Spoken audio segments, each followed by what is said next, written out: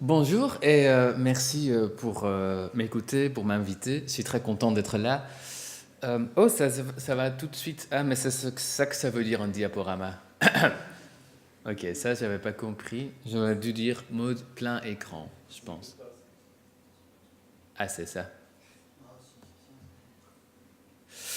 Donc, je viens vers vous aujourd'hui avec des slides un peu spartans, euh, très simples. Je m'excuse. Euh, Néanmoins, je pense que on aura des choses à dire. Et en fait, je voulais parler d'un truc. Depuis que, donc, moi, j'ai plutôt une formation artistique, beaux-arts, media arts, mais ça fait longtemps que j'ai enseigné dans le graphisme et à plusieurs écoles. Et depuis que je fais ça, il y a un truc qui m'a étonné, et c'est le fait que les gens, ils s'intéressent tellement à la création et l'édition aussi des objets physiques. Parce que moi, je me suis dit, on se trouve dans une époque où l'édition numérique, elle est en pleine mutation. Elle est extrêmement accessible parce que tout le monde a un ordinateur, tout le monde se connecte à Internet. Et aussi, il y a aussi toute plein de possibilités d'intervenir et se démarquer. On peut, comme en font aussi des intervenants avant, créer ses propres outils ou changer la façon dans laquelle on a fait l'édition, tandis que le livre, on pourra dire qu'on l'a déjà un peu perfectionné quand même entre-temps. Euh, mais qu'est-ce qui se passe? C'est que tout un tas de jeunes graphistes vont se retrouver tous les week-ends il y a un an, parce que maintenant, je sais, parce que je suis ce que font Onomatopée, et apparemment, il y a un book fair dans tous les coins du monde tous les week-ends, euh, où on peut se retrouver. Ouh. Et donc, ça, c'est quelques images, mais vous connaissez sûrement. Euh, Ça, c'est pas le bruit qu'on aime entendre dans ce genre de situation. Je vais cliquer ici. Ah oui, c'est vrai. Donc, moi aussi, j'ai fait un livre parce que ça me semble une interface pratique pour lire en grand contenu. C'est quand même ergonomique. Et aussi, il y a une chose que ça aide à se faire, comment dire, à se légitimer dans un certain sens. Quand on a écrit un livre, on te prend plus au sérieux. On vous prend plus au sérieux, ce qui est très pratique. Mais après, ce qui est important pour moi avec le livre, et je vais aussi certainement en faire une édition numérique, je suis en train de le faire pour l'instant, parce que pour moi, avec le livre, ce qui est super intéressant, justement, c'est le fait que je veux pousser ce contenu le plus possible dans le monde. Donc le livre, ça m'aide parce que les gens me prennent plus au sérieux, donc ils vont m'écouter avec plus d'attention. Mais moi, je me sens beaucoup plus lié, par exemple, à la tradition. On a vu dans la première présentation le livre de Marshall McLuhan et Patrick Fiori, où ils ont allé vers un format qui était abordable et facile à diffuser. Donc moi, ce truc avec les art book fair et aussi les éditions petites qui vont avec ce type d'édition, ou par exemple un autre truc, le fait que tout d'un coup les gens ils avaient découvert le fanzine, quelque chose que des gens ils faisaient dans les années 80, mais aujourd'hui les graphistes le font. Euh, et je me suis dit, mais pourquoi en fait copier l'esthétique des amateurs dans les années 80? Ou par exemple, comment expliquer le fait que tout d'un coup, les gens ils s'intéressent à une photocopieuse qui n'était pas très, comment dire, concurrentielle sur le marché, c'est-à-dire le risographe. Euh, Comment expliquer ça? En fait, avec le risographe, je peux un peu expliquer parce que le risographe, il y a une certaine logique que si on a une petite édition, qu'on a les moyens économiques restreints, ça permet quand même à travailler avec des encres qu'on sait pas, qu'on sait normalement que faire dans l'impression offset. Donc là, il y a quelque chose qui est compréhensible, mais quelque chose qui, pour moi, et ce monsieur à droite, le vieux monsieur de 92 ans, euh, que pour nous deux est complètement incompréhensible. Par exemple, c'est la volonté de vouloir éditer des morceaux audio en audio cassette. Parce que le monsieur qu'on voit à droite, c'est un ancien ingénieur de Philips qui a à la fois travaillé sur l'audio cassette et plus tard sur le compact disque. Et la personne qu'on voit à gauche, c'est un jeune entrepreneur néerlandais qui a racheté une fabrique pour fabriquer des audiocassettes. Et du coup, le vieux monsieur lui dit, mais je ne comprends pas, parce qu'après on a fait le compact disc, c'est quand même bien meilleur, c'est quand même moins cher à mettre en œuvre, et aujourd'hui on peut même distribuer de façon numérique des fichiers avec une qualité encore supérieure au compact disc. Donc c'est quoi votre truc avec les audiocassettes? Et avant, j'avais des explications pour tout ça qui n'étaient pas très positives. Ah oui, oh, ça c'est chouette aussi, j'avais oublié. Mais en fait, dans la francophonie, mais ça existe que dans la francophonie, je pense, la micro-édition. Là, en fait, on insiste en fait même sur le fait qu'on fait quelque chose de pas vraiment accessible parce qu'on ne le fait que dans une petite édition. Et en fait, ça vient de anglais, de microbrewery, quand on fait des petites bières. Mais avec une bière, c'est tout à fait logique parce que si vous voulez faire une bière, ce ne sera pas possible de faire ça à l'échelle de Cronenbourg parce que ça coûte plein d'argent. Mais tandis qu'avec l'édition numérique, c'est tout à fait imaginable de travailler sur des grandes échelles. Et donc ça, c'était mes mauvaises explications que j'avais au début. Avant, j'étais très très critique de mes étudiants. J'allais vers eux, je disais, je vous trouve une bande de nostalgiques et des élitistes. Pourquoi vous êtes si impliqués dans ce genre de trucs? Mais à fur et à mesure, j'ai commencé à être beaucoup plus doux avec l'âge. Et j'ai remarqué que c'était en fait que peut-être il y a des petites traces de nostalgie et d'élitisme dans tout ça, et il faut quand même que vous n'arrêtez pas à vous questionner à propos de ça, mais il y a aussi un autre intérêt. Et ça, c'est un intérêt beaucoup plus noble, disons, c'est l'intérêt de la liberté de la création.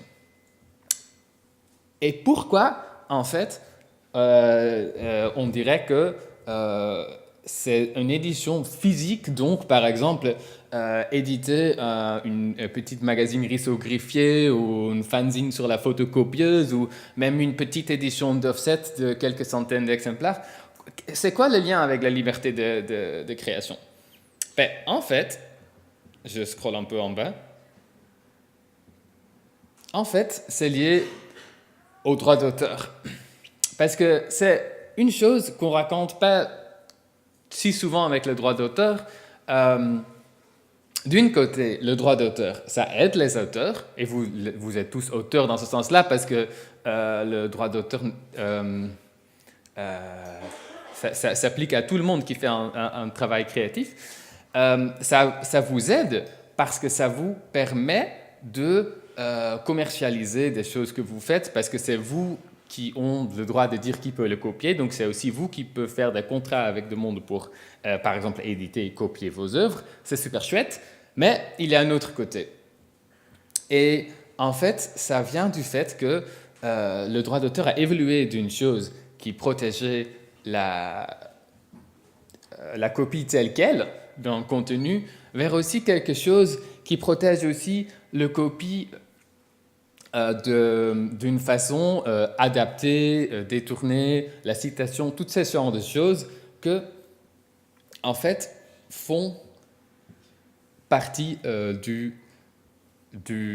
comment dire, votre boîte à outils créatif. Et en fait, on dit, il y a une côté de ça qui a toujours fait partie de l'histoire de l'art, la copie, le détournement, et évidemment, il y a une côté qui est devenu plus courant avec les outils qu'on a aujourd'hui, parce que le sampling, le remix, c'est quelque chose qui est devenu très accessible par nos outils. Et en fait, il suffit de regarder. Donc, c'est une idée qui n'est pas tout à fait, qui n'a pas encore trop conquis tous les esprits, parce qu'en général, les gens se disent, mais non, comment ça, le droit d'auteur, ça restreint la créativité. Mais si, c'est bien simple à voir dans la musique. En fait, quand on regarde le sampling, quand ça arrive, et on écoute des albums de Grandmaster Flash, de De La Soul, de Beastie Boys, qui commencent à s'approprier ce mécanisme artistique et qui ont plein de fun avec, en fait, à ce moment-là, parce que la loi n'est pas faite que de lois, mais aussi de jurisprudence, donc les juges doivent s'exprimer dessus, à ce moment-là, le jurisprudence n'est pas si développée à propos de sampling, donc ils peuvent faire ça un peu parce qu'il n'y a encore pas des gens qui ont fait des procès. Au fil des années, en fait, les jurisprudences développent jusqu'au point que même le plus petit bout de reprendre d'un enregistrement musical existant est considéré comme quelque chose qui fait atteinte en droit d'auteur. Quelque chose d'ailleurs qui est un peu en train de reverser parce que en États-Unis, mais aussi en Union européenne, on commence quand même à se demander si le sampling ne pourrait pas quand même être une forme de citation. Donc peut-être ça va quand même un peu réétablir. Mais ça a fondamentalement, je pense pas que je dis ça bien, fondamentalement changé ce que c'est la musique. Parce que aujourd'hui, un sample reconnaissable, je ne parle pas d'un sample qui est un peu mis de côté, mais un sample reconnaissable a pris le même rôle que le Bentley dans le vidéoclip. Quand Kanye West fait un sample de Daft Punk, ben on sait qu'il a dû payer cher. Et on sait, si vous voulez faire un morceau que vous comptez quand même aussi éditer, vous n'allez pas faire un sample de Daft Punk, parce que déjà, ils sont en France, tout le monde connaît Daft Punk, c'est moins cool. Mais aussi, vous pouvez pas vous le payer, qui était très différent que la situation avant. Bon, ça, c'est la situation de la musique. On va venir vers votre situation. Et je me suis pas extrêmement bien renseigné. Est-ce qu'on a des étudiants en graphisme, mais aussi en beaux-arts? Alors, vous avez des étudiants en graphisme et des étudiants en objet-espace. Ok. Transversal. Ok. Bon, je me suis quand même un tout petit peu mis vers le graphisme, mais ça s'applique aussi dans des autres branches. Donc, un exemple qu'on ne sait pas faire, par exemple, c'est faire un dessin ou une peinture ou n'importe quelle image dans 2D qui se base sur une photographe existante. Ça, il y a plein de cas. On ne sait pas le faire. Enfin, si, on sait le faire, mais c'est une infraction au droit d'auteur. Donc, on devrait demander une permission, éventuellement payer une licence. Pareil, en fait, et ça, c'est encore peut-être un peu plus choquant, en fait, on ne peut pas faire un détournement d'une image sans demander la permission. Et ça, c'est parce qu'il y a une certaine idée de détournement dans le droit d'auteur, c'est la parodie. Mais ce qui est essentiel dans la parodie, c'est que c'est drôle, ou en tout cas qu'il y a une intention d'humour. Et du coup, si vous faites un détournement artistique qui n'est pas drôle ou qui n'a pas l'intention d'être drôle, à ce moment-là, c'est quand même une infraction au droit d'auteur. Un truc qui est très particulier pour la France, parce qu'il faut savoir que la France est fière d'être le pays de droit d'auteur. C'est un peu comme, c'est quand même un peu les ayatollahs de droit d'auteur en France, parce qu'il y a nulle part où c'est plus strict qu'ici, qui, dans certains sens, c'est très chouette. Hein. Il y a certaines lois en France qui aident à émanciper les auteurs. Par exemple, si on est employé dans une entreprise, en France, l'entreprise doit être très claire avec vous, qu'est-ce que c'est le rapport au niveau de droit d'auteur. Et ça, c'est bien, c'est quelque chose de bien. Mais il y a aussi des autres choses qu'on pourrait dire qui sont peut-être un peu exagérées. Comme par exemple, s'il faut faire une photo en studio, donc c'est-à-dire une photo où c'est vous qui décidez sur tout plein d'éléments, qui sera, si on compare avec une photo dans la rue, en fait, tous les vêtements que les gens portent, les chaises sur lesquelles ils se posent, les bijoux qu'ils portent, tout ça, en fait, vu que c'est des designs qui sont soumis au droit d'auteur, peuvent potentiellement être vus comme une atteinte au droit d'auteur. Donc, si je fais une photo ici, maintenant, ça devrait aller, même si peut-être les personnes qui ont fait le design pourraient nous dire un truc, mais tout là est déjà ici, mais si on prend un élément, on le met dans le studio, là on a bien un problème. Et ça, c'est vraiment pour des choses aussi, pour une chaise toute simple, moderniste, ça peut jouer. Et aussi, finalement, utiliser une image qu'on a trouvée quelque part, donc une image orpheline, parce que le fait qu'on ne sait pas qui est l'auteur, ça ne nous empêche pas de la nécessité de respecter le droit d'auteur, c'est-à-dire que si la personne revient finalement vers nous et dit « Ah, mais cette image que vous avez trouvée, en fait, ça m'appartient. Là, c'est votre faute et pas la faute à la personne qui n'a pas été claire là-dessus. Ça reste toujours votre responsabilité. » Donc ça, c'est des choses qui sont quand même raisonnablement contraignants. Par contre, les graphistes ont quelque chose que les musiciens n'ont pas, c'est-à-dire la musique, c'est très dur à imaginer de publier un morceau de musique sans qu'on veut que ça se reproduise, parce qu'on veut qu'on passe ça en boîte de nuit, on veut que ça passe sur la radio, on veut que ça soit sur SoundCloud, on veut que ça se dissémine.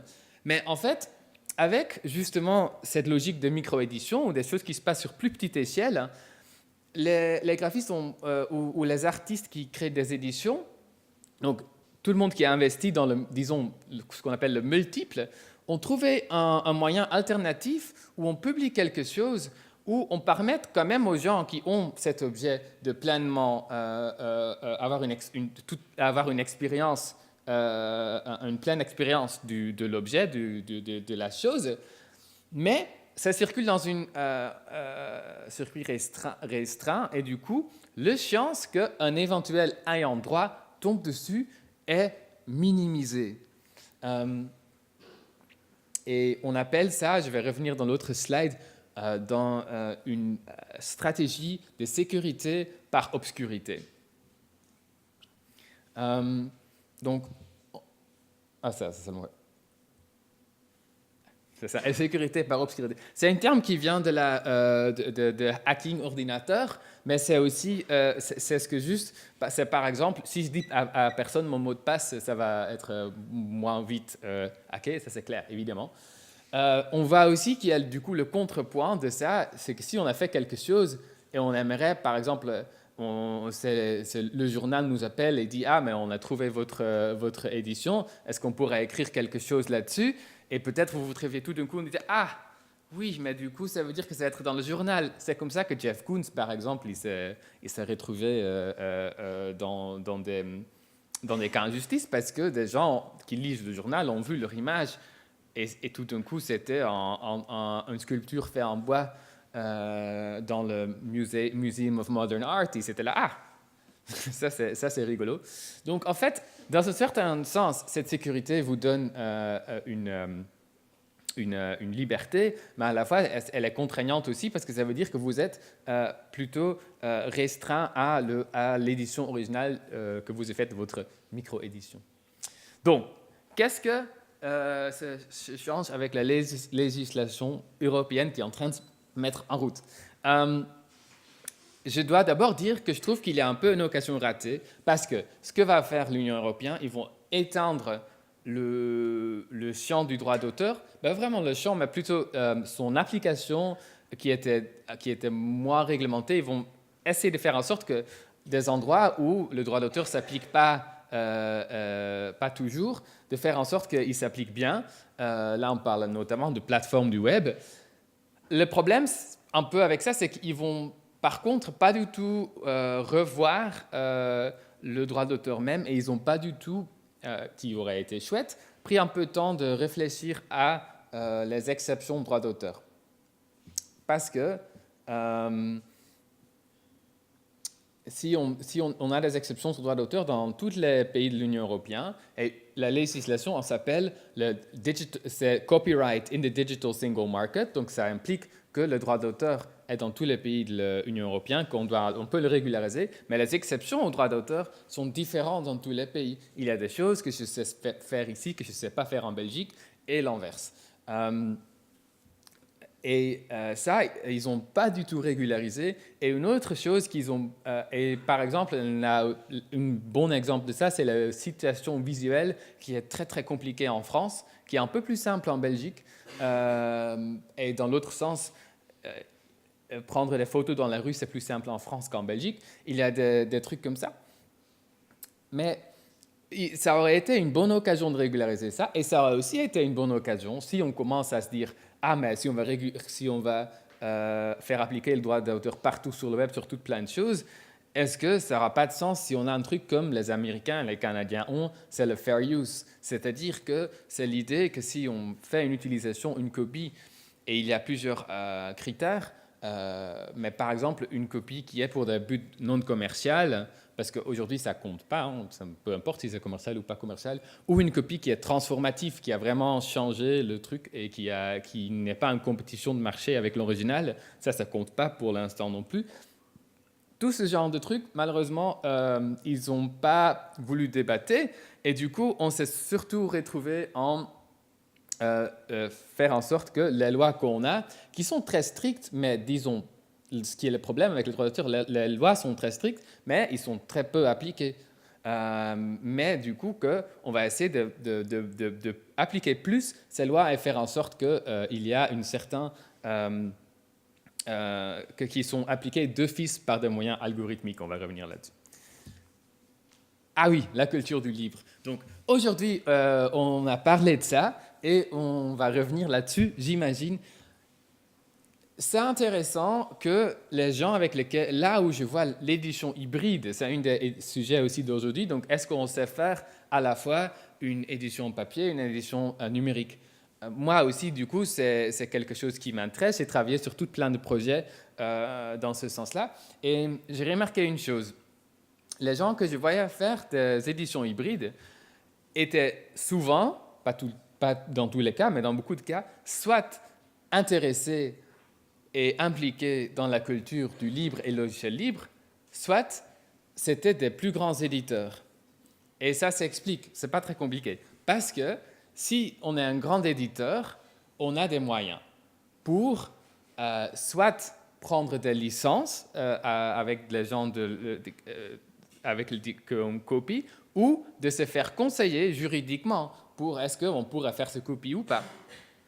Et si on appartient aux cultures de livres, une des caractéristiques de cette culture-là, ce qui le distingue un peu de la culture pirate, même s'il y a certaines liaisons philosophiques, c'est qu'en général, les gens ils sont très appliqués sur le droit d'auteur parce que le licence libre en soi est quelque chose qui est fait avec les droits d'auteur. C'est une licence. C'est l'idée qu'en donnant des autres conditions de partage à ce que je fais, je peux aider à changer les attitudes à propos de ça. Et du coup, les gens, j'ai du coup effectivement collaboré avec OSP, avec Constant, avec Pré-Post-Print, et du coup, les contenus qu'on amène, les gens, ils ont déjà une certaine sensibilité où à la fois les contributeurs sont prêts à mettre leurs choses sous licence libre, mais aussi où on va trouver les images. Et par exemple, il y a tout plein de trucs à faire. On peut utiliser des images qui sont dans le domaine public, donc qui sont tout vieux. On trouve des images qui sont faites par des autres personnes qui les ont mis sous licence libre, mais ça demande une certaine connaissance du loi et de la propriété intellectuelle. Ce que je veux dire, c'est que c'est super chouette, la culture du livre, mais ça ne résoudra pas tous les problèmes, parce que quand on veut faire, par exemple, un détournement, une adaptation, une appropriation de quelque chose qui existe, si on ne devrait que se restreindre à ce qui est publié sous licence libre, il y a plein de choses sur lesquelles on ne peut plus parler.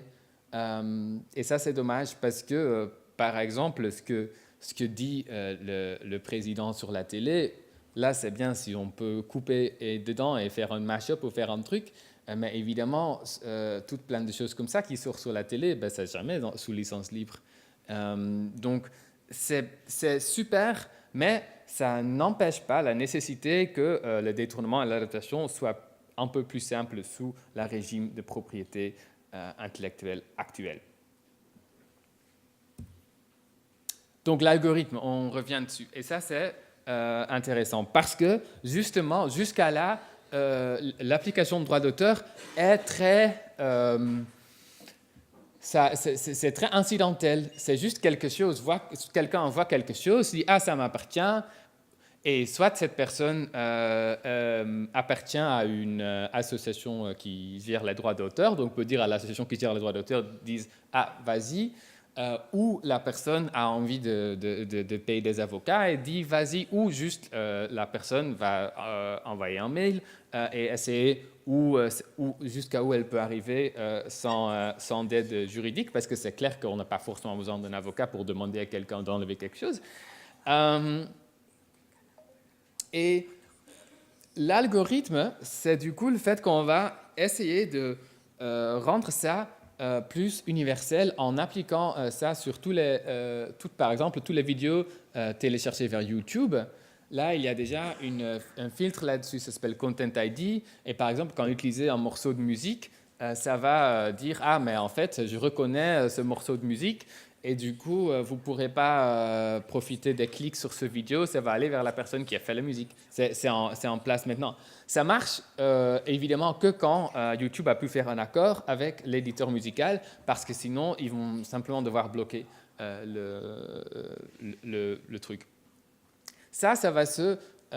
donc, on attend les détails précis, mais probablement ce genre de filtrage, ça va devenir plus courant sur toutes les plateformes. Et du coup, là où ça fonctionne vraiment pour l'instant de manière pas toujours fiable, mais où ça fonctionne, c'est la musique. Mais évidemment, ça va s'éteindre aussi à l'image. Et du coup, quoi faire Le truc, c'est qu'on pourrait dire, mais nous, on est dans notre stratégie d'obscurité non, pas obscurité par l'inverse. Sécurité par obscurité. Et nous, on va rester à publier nos choses dans des galeries où il y a 60 personnes qui viennent, ça devrait aller, où je vais faire mon petite édition de 100 fanzines, ça devrait aller. Mais en fait, le problème, c'est que nos vies, ils sont post-numériques, dans le sens que c'est pas possible aujourd'hui de faire un truc sans qu'il y ait quelqu'un qui passe et qui met ça sur Instagram. Probablement, vous-même aurez envie, quand vous faites un truc, de mettre ça sur Instagram. C'est quand même un peu inévitable. Même si vous ne le faites pas vous-même, il y a la personne qui vient et qui est là, genre « Ah, c'est trop cool cette expo ». À ce moment-là, en fait, la sécurité, elle est partie. Et là, ça fonctionne déjà comme ça aujourd'hui, mais pour l'instant, ça dépend des gens qui voient des images redistribuées. Donc, par exemple, vous faites un expo, il y a des images que vous avez tirées des journaux, il y a quelqu'un qui passe, qui fait une photo de la salle d'expo, une photographe du journal voit ça, là, les problèmes commencent, mais avec justement les algorithmes, ce qui va se passer, ce n'est pas que le droit d'auteur va devenir plus dur, c'est juste que le droit d'auteur va s'appliquer de façon beaucoup plus consistante. Et du coup, ça peut s'arriver que quand quelqu'un met cette photo en ligne, que tout de suite, c'est ploum, problème. Et donc, c'est ça, c'est pas très positif comme histoire, finalement, dans le sens que ça peut faire peur. Et ça fait un peu peur. Donc, quoi faire pour vous je pense qu'il y a 3 choses. Déjà, c'est bien de bien connaître le droit d'auteur, parce que ça vous aide. Parce qu'il y a des choses que vous pouvez très bien faire. Ce n'est pas que le droit d'auteur vous interdit de faire tout. Ça, c'est pas si grave que ça. Si, il y a beaucoup qui ne marchent pas, mais il y a plein de choses qui marchent très bien. Donc, connaître le droit d'auteur, parce que aussi, ce qui peut arriver, c'est que des gens vous envoient un email en disant « Vous avez fait atteindre mon droit d'auteur », et si vous connaissez le droit, vous pouvez dire « Ah non, mais c'est pas vrai ». Et c'est comme avec ces plateformes aussi. Parfois, et c'est compliqué, mais parfois, on peut arriver à faire enlever les restrictions. Et le deuxième, qui en général va être pratique, c'est de respecter le droit d'auteur. Parce que plus qu'on respecte le droit d'auteur, c'est le moins de problèmes on a. Mais, et là je arrive à un troisième et dernier point, évidemment, si ça restreint votre créativité, c'est quand même dommage. Et du coup, la troisième chose que je vous conseille à faire, c'est de s'impliquer dans les débats autour de ça, parce que pendant trop longtemps, on s'est resté dans notre petite zone de confort des micro-éditions. Maintenant, c'est le moment de sortir et se dire le droit d'auteur, à quoi veux-je que ça ressemble demain? Et pour ça, on a besoin de vous toutes et tous.